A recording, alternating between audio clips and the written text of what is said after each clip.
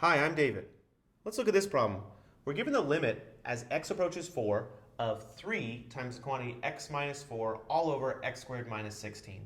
And we're asked to find this limit two different ways. The first way is to use the methods learned in Chapter 1. The second way is to use Lhopitals Rule. Well, if Lhopitals Rule is consistent, which it is, we should get the same answer both ways. So if we had seen this limit in Chapter 1, we would have said, well, let's do this. I'll rewrite it as the limit as x approaches 4. The top is already factored, 3 times the quantity x minus 4, and the bottom I can factor again. It's the difference of two squares. So I can rewrite x squared minus 16 as x minus 4 times x plus 4. Well, if I have something that looks like that, I can take the x minus 4's, and since I don't really care what happens at x equals 4, just as x is getting closer to 4, I can cancel these out. Now, these two functions that I'm going to rewrite are not the same, but their limits are the same. Again, I don't care what happens at x equals 4, just as I get really close to x equals 4. So this equals the limit as x approaches 4 of 3 over x plus 4. Again, this function and this function are different because they have a different domain, but these limits are equal to each other. Now, since I've taken care of that point where I've got a 0 in the denominator, I can go ahead and plug in x equals 4. If I do that, I have 3 over 4 plus 4, or 3/8. Okay, so that's this limit. Now let's check this limit using Lhopitals Rule.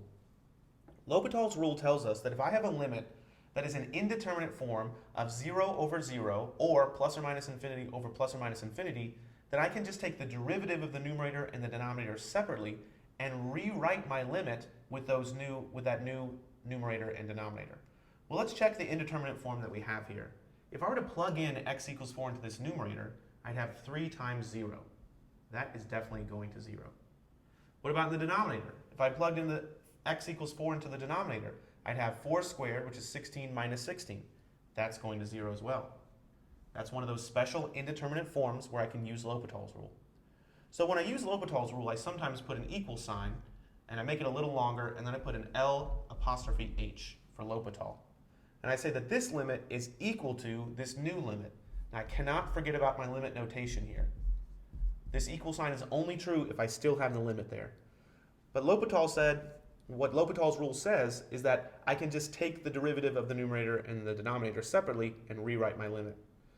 The derivative of the numerator, well, 3 is a constant, and the derivative of x minus 4 is just 1. The derivative of x squared minus 16 is 2x. Well, if I plug in x equals 4 into this, I get 3 over 2 times 4, which is 3/8. And that's exactly what I got when I did it using the methods we learned in Chapter 1. Okay, so this problem you could find the limit by factoring and canceling out, or by using Lhopitals Rule. Thanks for watching.